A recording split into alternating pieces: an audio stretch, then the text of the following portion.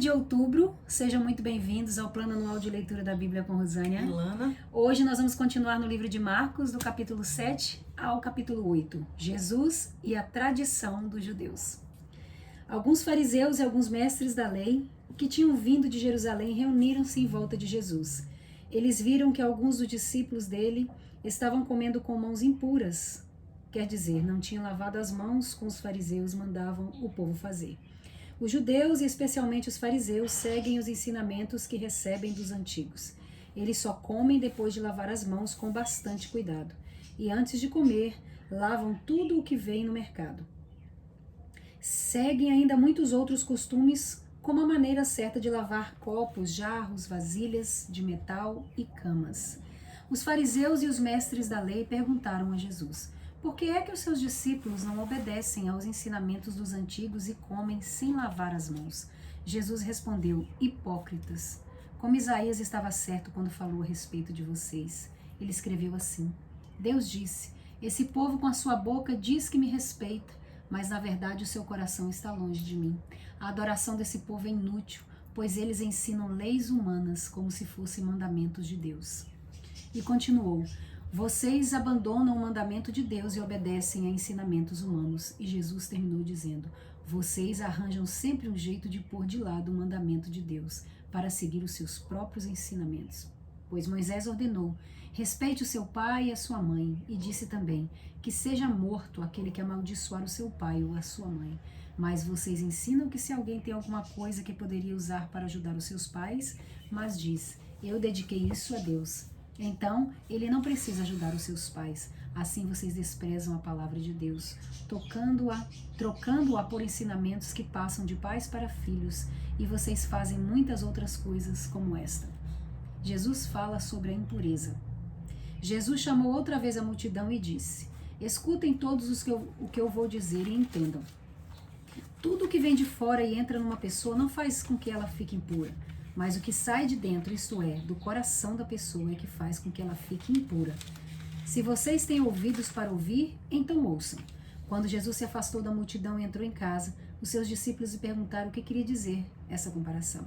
Então ele disse: vocês são como os outros, não entendem nada. Aquilo que entra pela boca da pessoa não pode fazê-lo ficar impuro, porque não vai para o coração, mas para o estômago e depois sai do corpo. Com isso, Jesus quis dizer que todos os tipos de alimentos podem ser comidos. Ele continuou: o que sai da pessoa é o que faz ficar impura. Porque é de dentro do coração que vêm os maus pensamentos, a imoralidade sexual, os roubos, os crimes de morte, os adultérios, a avareza, as maldades, as mentiras, as imoralidades, a inveja, a calúnia, o orgulho e o falar e agir sem pensar nas consequências. Tudo isso vem de dentro e faz com que as pessoas fiquem impuras. A mulher estrangeira. Jesus saiu dali e foi para a região que fica perto da cidade de Tiro. Ele entrou numa casa e não queria que soubessem que estava ali, mas não pôde se esconder.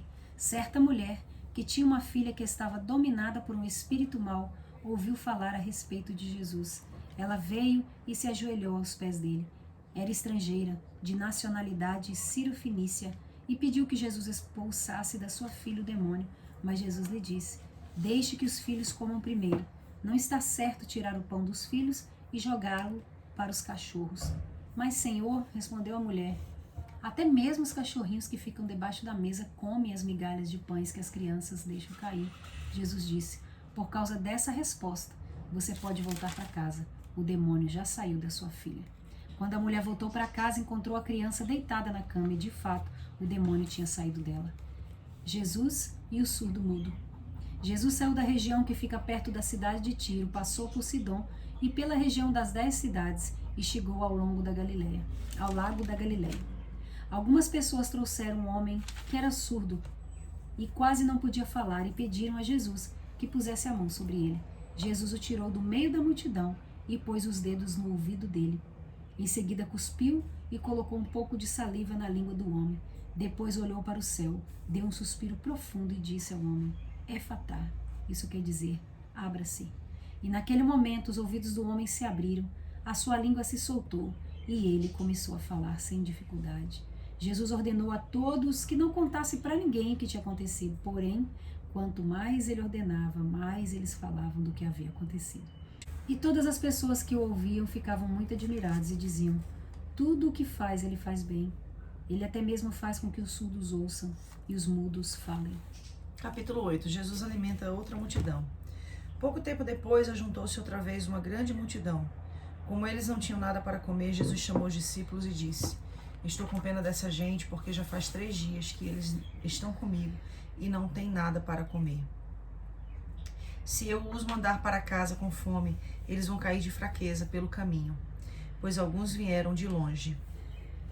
Os discípulos perguntaram: como vamos encontrar neste lugar deserto comida que dê para toda essa gente? Quantos pães vocês têm? Perguntou Jesus. 7, responderam eles. Aí Jesus mandou o povo sentar-se no chão, depois pegou os 7 pães e deu graças a Deus. Então os partiu e os entregou aos discípulos, e eles os distribuíram ao povo. Eles tinham também alguns peixinhos. Jesus deu graças a Deus por eles e mandou que os discípulos os distribuíssem. Todos comeram e ficaram satisfeitos, e os discípulos ainda encheram 7 cestos com os pedaços que sobraram. As pessoas que comeram eram mais ou menos 4.000. Jesus mandou o povo embora e logo depois subiu no barco com os seus discípulos e foi para a região de Dalmanuta. Os fariseus pedem um milagre. Alguns fariseus chegaram e começaram a falar com Jesus. Eles queriam conseguir alguma prova contra ele e por isso pediram que ele fizesse um milagre para mostrar que o seu poder vinha mesmo de Deus. Jesus deu um grande suspiro e disse: porque as pessoas de hoje pedem um milagre, eu afirmo a vocês que isto é verdade. Nenhum milagre será feito para estas pessoas. Então Jesus foi embora. Ele subiu no barco e voltou para o lado leste do lago. O fermento dos fariseus e o fermento de Herodes. Os discípulos haviam esquecido de levar pão e só tinham um pão no barco. Jesus chamou a atenção deles dizendo: fiquem alertas e tomem cuidado com o fermento dos fariseus e com o fermento de Herodes. Aí os discípulos começaram a dizer uns aos outros: ele está dizendo isso porque não temos pão? Jesus ouviu o que eles estavam dizendo e perguntou: por que vocês estão discutindo por não terem pão? Vocês não sabem, não entendem o que eu disse? Por que são tão duros para entender as coisas? Vocês têm olhos e não enxergam, têm ouvidos e não escutam. Não lembram dos 5 pães que eu parti para 5.000 pessoas? Quantos cestos cheios de pedaços vocês recolheram? Eles disseram 12. Jesus perguntou outra vez: e quando eu parti os pães para 4.000 pessoas, quantos cestos cheios de pedaços vocês escolheram? Eles responderam 7. Então Jesus perguntou: será que ainda não entendem? Jesus e o cego de Betsaida. Depois Jesus e os discípulos chegaram ao povoado de Betsaida. Algumas pessoas trouxeram o cego e pediram a Jesus que tocasse nele. Ele pegou o cego pela mão e o levou para fora do povoado. Então cuspiu, passou a saliva nos olhos do homem, pôs a mão sobre ele e perguntou: você está vendo alguma coisa? O homem olhou e disse: vejo pessoas. Elas parecem árvores, mas estão andando. Jesus pôs outra vez as mãos sobre os olhos dele. Dessa vez o cego olhou firme e ficou curado. Aí começou a ver tudo muito bem. Em seguida Jesus mandou o homem ir para casa e ordenou: não volte para o povoado. A afirmação de Pedro. Depois Jesus e os seus discípulos foram para o povoado que fica perto de Cesareia de Filipe. No caminho, ele lhes perguntou: quem o povo diz que eu sou? Os discípulos responderam: alguns dizem que o Senhor é João Batista, outro que é Elias, e outro que é um dos profetas. E vocês? Quem vocês dizem que eu sou? Perguntou Jesus. O Senhor é o Messias, respondeu Pedro. Então Jesus proibiu os discípulos de contarem isso a qualquer pessoa. Jesus fala da sua morte e da sua ressurreição. Jesus começou a ensinar os discípulos dizendo: o Filho do Homem terá de sofrer muito. Ele será rejeitado pelos líderes judeus, pelos chefes de sacerdotes e pelos mestres da lei. Será morto e 3 dias depois ressuscitará. Jesus dizia isso com toda clareza. Então Pedro o levou para um lado e começou a repreendê-lo. Jesus virou-se, olhou para os discípulos e repreendeu Pedro, dizendo: saia da minha frente, Satanás. Você está pensando como o ser humano pensa, e não como Deus pensa. Aí Jesus chamou a multidão e os discípulos e disse: se alguém quer ser meu seguidor, que esqueça os seus próprios interesses. Esteja pronto para morrer, como eu vou morrer, e me acompanhe. Pois quem põe os seus próprios interesses em primeiro lugar, nunca terá a vida verdadeira.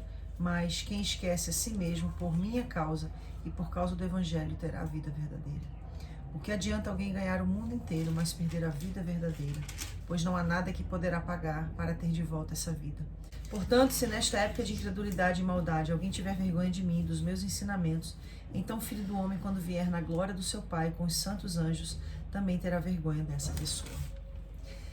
Eu achei uma coisa assim muito interessante aqui, não sei se você percebeu enquanto a gente estava lendo. No capítulo 7, fala de Jesus curando o surdo-mudo. E no capítulo 8 fala de Jesus curando o cego. E eu vejo uma metodologia de ação muito semelhante. Marquei aqui. Preste atenção, olha só. Versículo 32 do capítulo 7. Algumas pessoas trouxeram um homem que era surdo e quase não podia falar. E pediram a Jesus que pusesse a mão sobre ele. Versículo 33 é o meu destaque. Jesus o tirou do meio da multidão. É isso, eu não vou adiante, tá? Porque eu quero falar sobre isso. Aí agora veja no capítulo 8, versículo 22. Depois Jesus e os discípulos chegaram ao povoado de Betsaida. Algumas pessoas trouxeram um cego e pediram a Jesus que tocasse nele. Versículo 23. Ele o pegou pela mão e o levou para fora do povoado. Os dois doentes, tanto o surdo-mudo quanto o cego, Jesus não curou no meio das pessoas. Jesus os tirou do meio da multidão. Jesus tirou o cego de Betsaida do meio da multidão, do meio do povoado. A minha interpretação, quando a gente fez há uns 4, 5 anos atrás, alguém me tocou diferente, eu falo sobre essa cura aqui, né? E aí, olha qual foi o contexto chave que me fez prestar atenção a essa compreensão. Versículo 26. Em seguida, Jesus mandou o homem para casa e ordenou: não volte para o povoado. Qual foi a compreensão que eu tive? Ele estava num lugar que havia feito mal para ele. O cara. O cego de Betsaida. E possivelmente o surdo-mudo. Porque tanto ele quanto foram tirados do meio de pessoas. Sim. E aí eu acredito que existem situações que as pessoas estão cercadas por outras pessoas que as adoecem. Que influenciam negativamente. Que ainda que a pessoa tenha algum problema, aquele problema, ao invés de ser sanado, ele é acentuado. Ele é intensificado. Alguma coisa aconteceu com... Vamos focar aqui num deles, pra gente não divagar entre ambos, embora a sugestão do texto seja semelhante. Fala aqui que Jesus o pegou pela mão e o levou para fora daquele povoado. E depois que Jesus o curou, Jesus disse para ele não voltar para aquele lugar de onde ele o tinha tirado. Então eu entendo que existem curas na nossa vida que nós vamos precisar entender. É como se precisasse preservar essa cura, né? Exatamente, que nós precisamos entender que Deus está muitas vezes nos tirando de uma situação. E essa cura que aconteceu, a advertência, o conselho de Deus para a nossa vida é não volte para o meio daquelas pessoas. Das pessoas. Não conviva novamente com aquelas pessoas. Porque se a cura desse homem não tivesse nada a ver com aquelas pessoas, Jesus não teria tirado ele de lá. Feito ali mesmo, milagre. Exato. Se aquelas pessoas não influenciassem negativamente, não acentuassem ainda mais o problema dele, Jesus não teria sido enfático em dizer, não volte para o povoado. Por isso que muitas vezes quando nós temos um encontro com Jesus, quando nós nos convertemos, vou falar de novo do que a gente já falou da leitura de ontem, né, de Jesus falar para o endemoniado gadareno que ele não deveria segui-lo, no sentido de ir com ele, mas ir e testemunhar primeiro para a sua casa e depois para os demais. Ou seja, a compreensão que me traz isso aqui é a perda que o endemoniado gadareno vivenciou, sofreu dentro do contexto daqueles criadores de porcos, né? Então aí a gente está falando de perdas financeiras. Perdas materiais, porque a economia da cidade aonde Jesus curou este homem, que era a cidade de Gerasa, alguns falam que era Gadara, enfim, a cura que Jesus proporcionou para esse homem trouxe uma perda financeira, porque naquela região de Gerasa, de Gadara, de Decápolis, a fonte econômica da região era a criação de porcos. Então a perda foi financeira. Mas para esse cego de Betesda preservar a cura, a perda seria de relacionamentos. Nossa. Não volte para o povoado. Que foi muito Não sucinto, volte né? para o meio daquelas pessoas. Jesus foi muito pontual. Direto, Muito. Entendeu? Isso aqui foi algo que me deixou muito impressionada. Muito. É um detalhe muito pontual. importante que às vezes passa batido, né? Exato. Que as pessoas levam para vários lugares, a gente vê os estudiosos levam para várias direções e realmente esse seu pensamento eu não tinha pensado ainda, não tinha visto ainda ser abordado. E realmente é muito peculiar. Porque quando Jesus tira o surdo-mudo, Jesus o tira para o curá-lo. Mas não impede dele voltar para o meio das pessoas que ele estava. Entendeu? Não o impede? Não o impede. Olha aqui, versículo 33. Jesus o tirou do meio da multidão e pôs os dedos nos ouvidos dele, em seguida cuspiu e colocou um pouco de saliva na língua do homem. E um pouco da saliva na língua do homem. Depois olhou para o céu, deu um suspiro profundo e disse ao homem, efatá, isso quer dizer, abra-se. E naquele momento os ouvidos do homem se abriram, sua língua se soltou e ele começou a falar sem dificuldade. Jesus ordenou a todos que não contassem para ninguém o que tinha acontecido. Porém, quanto mais ele ordenava, mais ele falava do que tinha acontecido. Ou seja, então ele saiu falando, ele falou para as pessoas. Jesus o tirou do meio do povoado, do meio da multidão, mas não impediu de voltar para o meio da multidão. Mas o cego de Betsaida, Jesus o tirou do meio do povoado e disse, não volte para o povoado. Então, para mim, isso é uma coisa muito clara. E aí eu entro dentro de um contexto que é bíblico, né? Obviamente. A gente precisa entender que muitas das doenças de alma que nós vivenciamos está ligada às pessoas com quem convivemos. E quando Jesus operar a cura na nossa alma, que a gente aprenda a dizer não para certas companhias que o Senhor nos convida a não estarmos caminhando juntos. Acho que Deus tem um tempo para cada coisa. Cada tempo. Para cada coisa. Cada pessoa. E isso se aplica no decorrer da nossa vida, né? No decorrer da vida. Eu acredito também que tem essa questão da influência e do influenciado. Né? Ele poderia influenciar, depois de ser curado, o povoado. Mas Jesus sabia que ele não era alguém que influenciava. Ele é alguém que era influenciado pelo meio. Ele não influenciava o meio. E Jesus conhecia, né? E Jesus conhecia. Por isso, o conselho. Os segredos de Deus, né, na nossa vida, nós descobrimos vivendo, né? É aí que parte a questão da inteligência emocional acerca do autoconhecimento. Se eu sei que eu sou uma pessoa que eu influencio, eu não tenho dificuldade de viver no meio de pessoas que pensam diferente, que fazem diferente, porque eu vou influenciá-las. Mas se eu reconheço, se eu admito que eu sou influenciada, então eu preciso me abster de estar com pessoas que vão me influenciar fora do caminho do Senhor. E que toda a nossa influência seja para a glória de Deus. Para a glória de Deus. Então, é isso. Que Deus te abençoe. Fique com essa palavra.